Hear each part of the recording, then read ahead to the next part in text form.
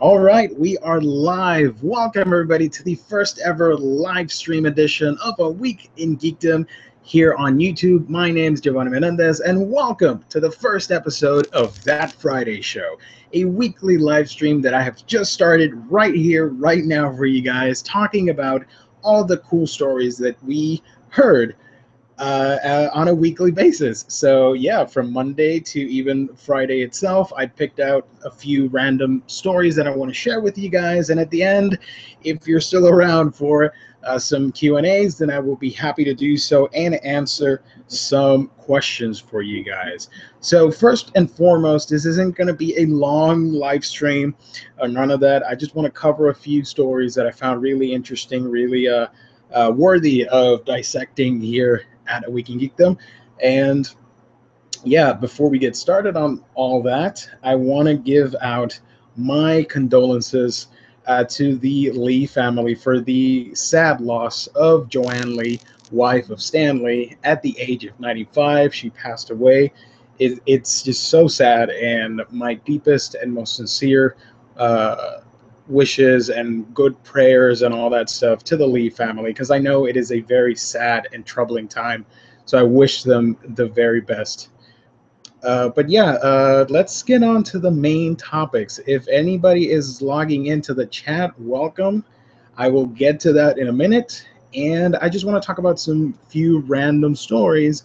The first one that really piqued my interest here was the press release for the Batman White Knight series. Now, if you have not heard, this is a limited series. I think it's 7 issues, and it is written and drawn by Sean Murphy. I think it's out of continuity with everything. It's sort of like an Elseworld title or an alternate reality or something. And what this story is about is basically it's a Batman story created by Sean Murphy, and I do have a text here that is very interesting. Sean Murphy, of course, being famous for writing The Wake, Punk Rock Jesus, and a bunch of other great titles. Basically, White Knight, he created, and this is, by the way, from a Wired interview. For Batman White Knight, Sean Murphy created a version of Gotham with real modern-day problems and then let Batman solve them by making him the villain. How? In the comic miniseries Alternate Reality, it's the Joker, cured of his insanity, who sees that Bruce Wayne is just another part of the city's vicious cycle of crime and sets out to stop him. Now, from my understanding, like I mentioned at the beginning, this is an Elseworlds title, and it's not meant to replace the Rebirth stuff. It's sort of like a cool what-if story.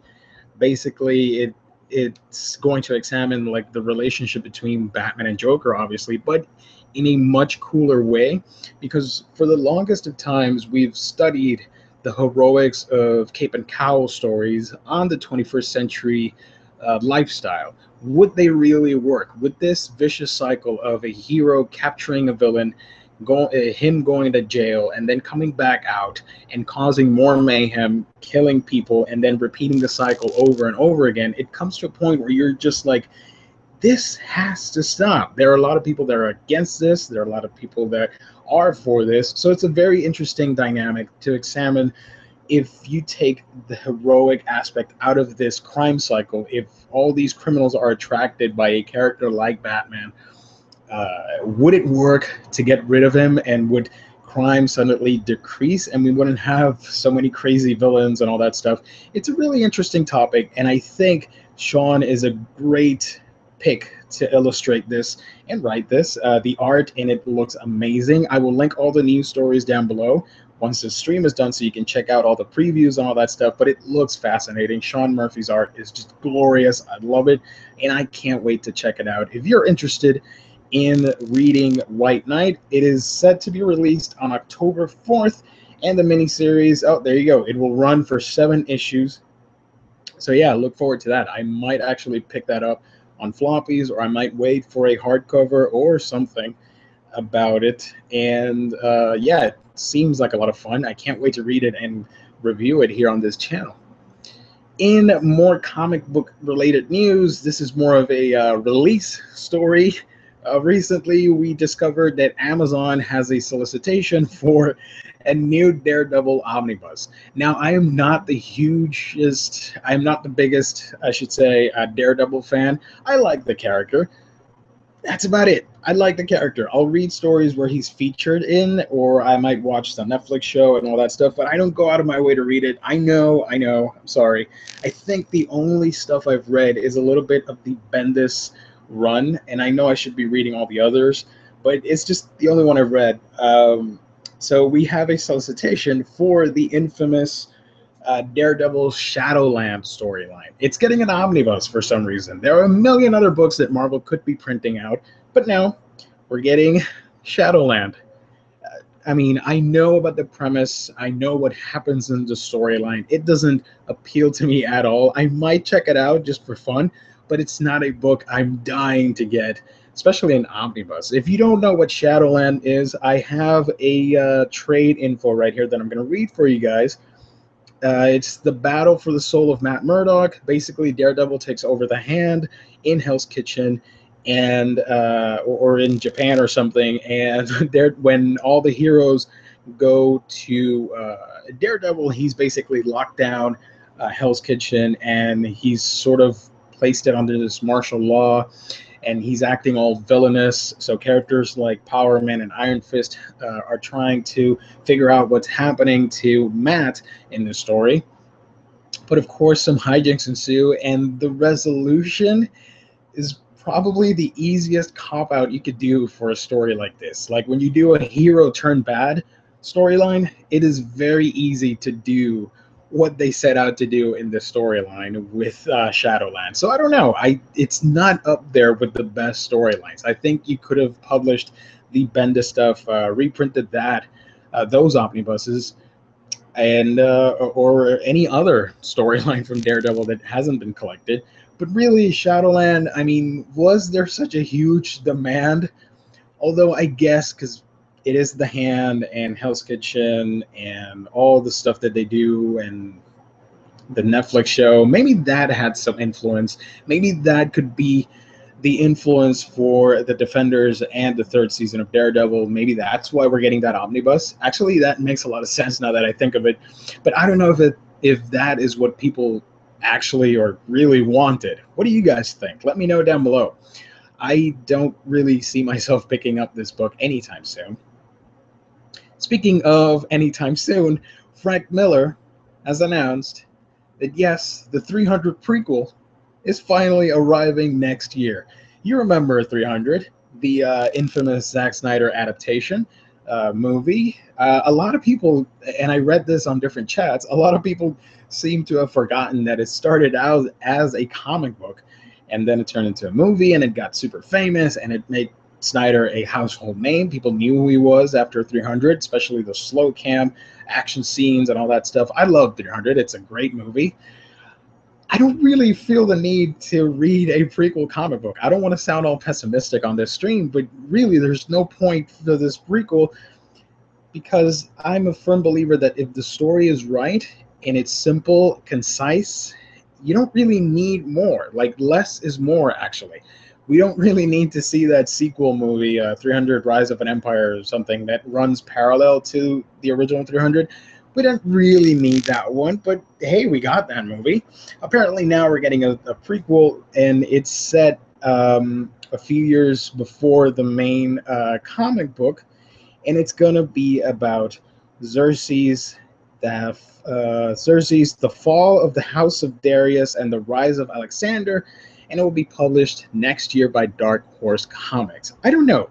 Do you guys really want to read more 300, or are you over it? Let me know down below. I'm very curious to find out what the consensus is on 300. Apparently, Frank Miller wants to revive this series.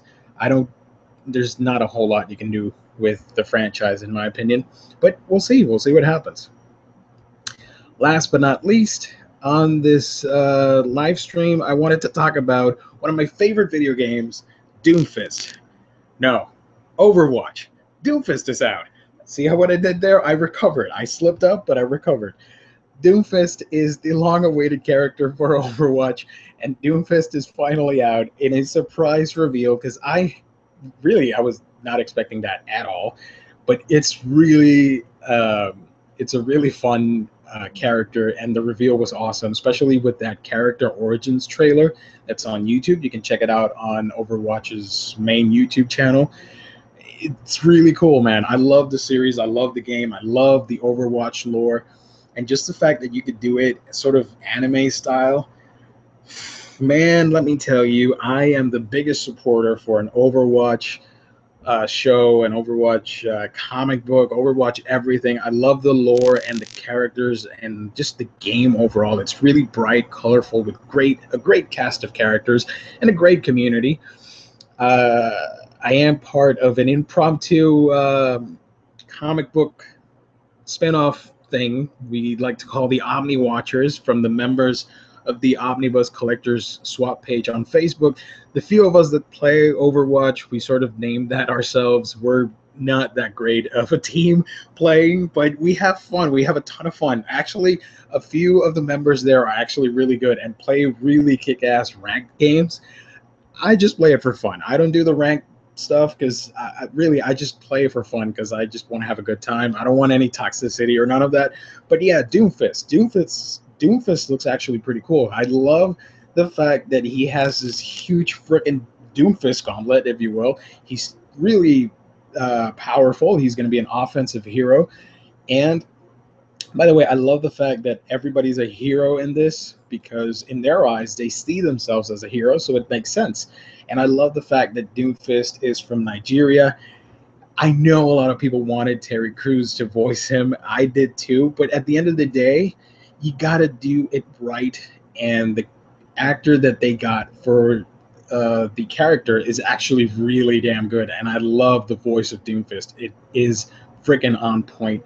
His attacks are awesome. I love his meteor smash, his ultimate move, where he just jumps up in the sky and then launches an attack down below and crashes down on everybody. Really kick-ass. I can't wait to play him. He's in the PTR right now. He should be out in a couple weeks, I think, on console and PC and all that stuff. So I'm really anxious to play him. So is everybody else. What do you guys think? I want to hear your opinions on Overwatch. Tell me down below your favorite Overwatch characters while you're at it.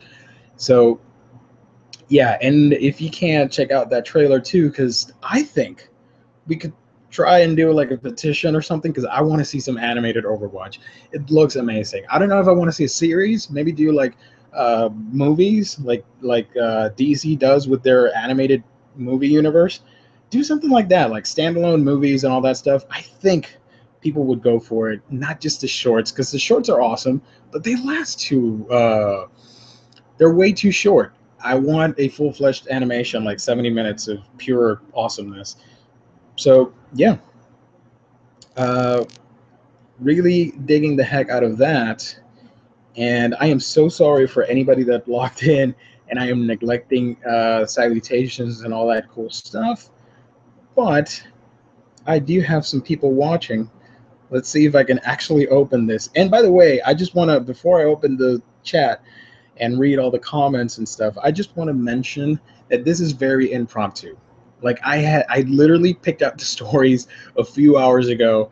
I'm here live now. It's gonna be recorded and a lot of people are gonna watch it later on. So if I screwed up on something, I'm sorry. I did not talk about Spider-Man Homecoming simply because I haven't seen it yet. It came out today as of this recording.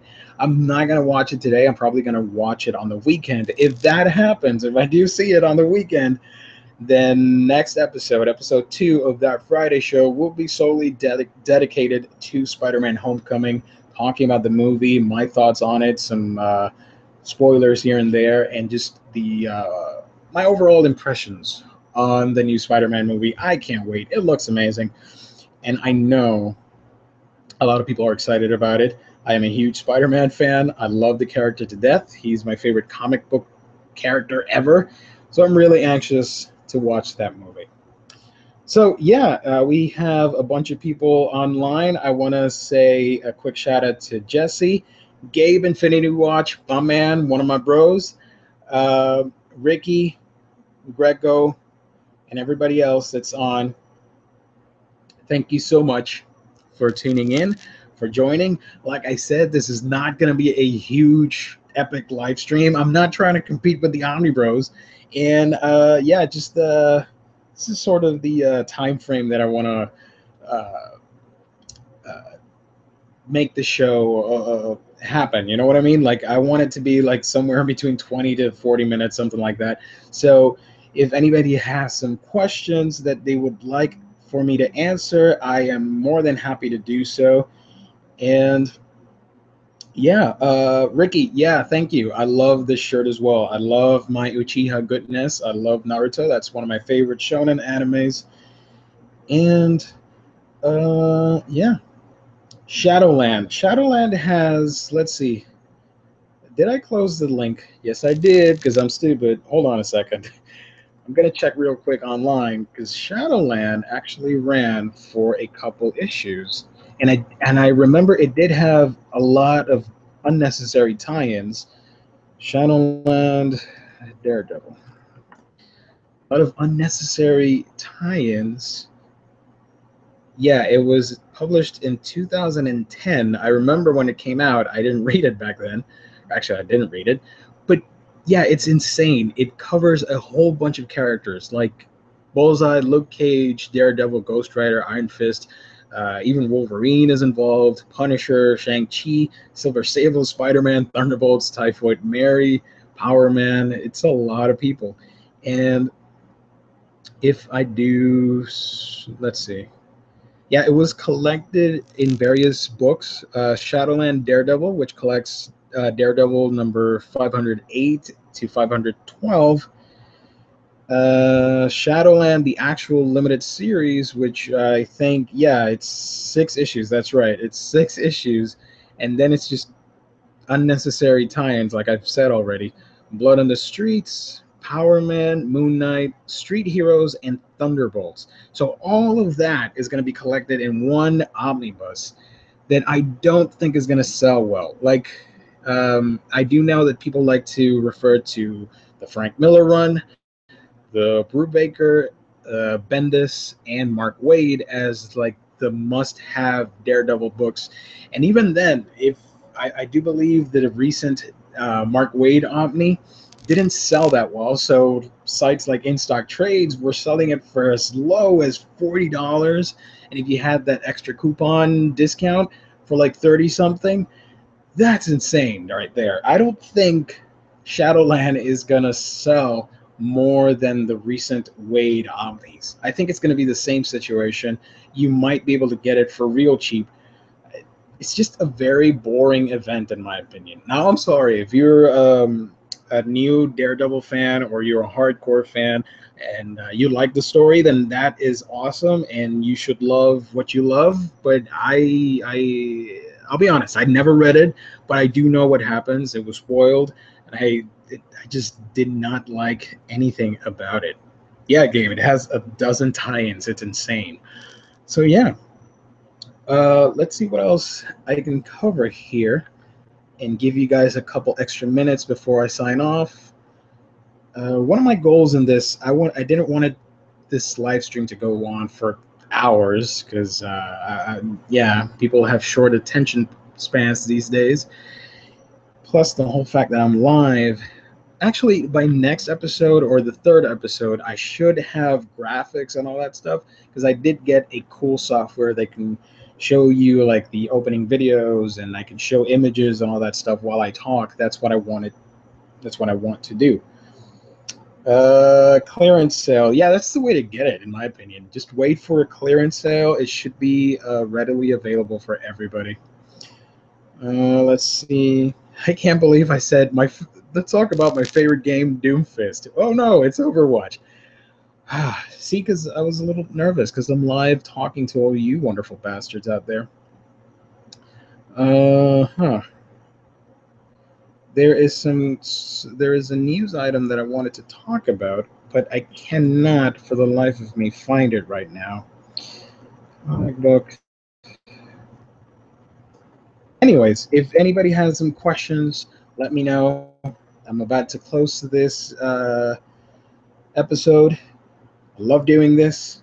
Hopefully we can get some conversation going. I didn't actually do my best in promoting that Friday show. I announced it on the Omnibus collector page, Facebook group, like last month or something, and people really liked the idea, but I completely forgot to, hype that up.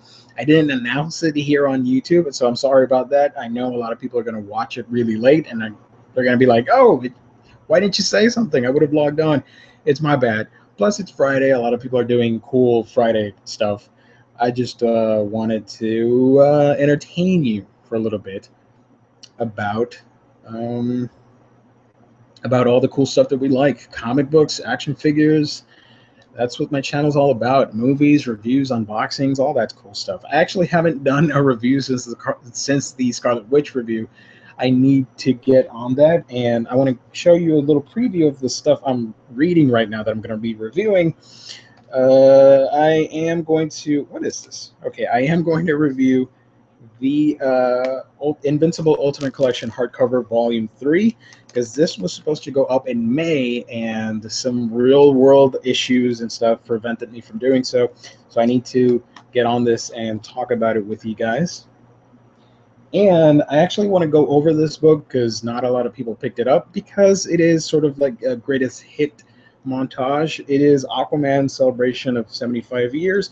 It has some really cool things inside that have never been collected, and I do believe in January or February we're going to get the first ever Aquaman Omnibus for the Golden Age stuff. So some of that is in here, and I want to talk about it before the Omni is released and all that stuff. So, oh, and I do have, hold on a second. This is actually one of my reviews that should be up in a week or two. It is too cool to be forgotten. So this should be up next week. And I'm very much looking forward to your reactions to all these videos, to all these books and all that stuff. So thank you guys. Jesse, you and Gabe got me interested in Invincible. Yes, that was my main goal, because even though it's famous because Robert Kirkman writes it, not a whole lot of people are talking about it. It's ending this year, and it's just fallen under the cracks, and people are completely ignoring it, in my opinion. Like, if you're a hardcore comic book fan, you know what it is, but I want to spread the word. I want people to know about this amazing series. It's getting a movie adaptation. That's part of the reason why I'm doing this as well, and to hype up the movie and all that stuff. So I'm very interested in talking about all the Invincible books. So if you're up for it, and if you want to pick up all the books and do like a little readathon with me and my thoughts on each volume, then yeah, that's a great way to share the Invincible love. So I'm really happy, Jesse, that we could contribute in your purchase, in you buying books. I am so sorry I made you use money, or spend money. But yeah, guys, thank you so much. I am going to wrap it up. I thank you from the bottom of my heart for joining me on this very special episode, and everybody else that's in the chat, thank you so much. You guys are the best. As always, you can subscribe to my YouTube channel. Just you're already here. A Week in Geekdom. We are on the road to 1,000 subscribers, and by then we're going to do a very cool giveaway, but more details in the future when that happens. We're very close, just a couple hundred more subscribers, and we'll be there. As always, you can follow me on your favorite social media platform, from Facebook, Twitter, Instagram, Snapchat, and many more. Just type A Week in Geekdom, and I'm there for you guys. All right, so one last time, I will leave all of you tonight, today, tomorrow, or wherever you're watching at whatever time, and I will catch you on our next episode. Thank you, guys. Thank you so much for joining me.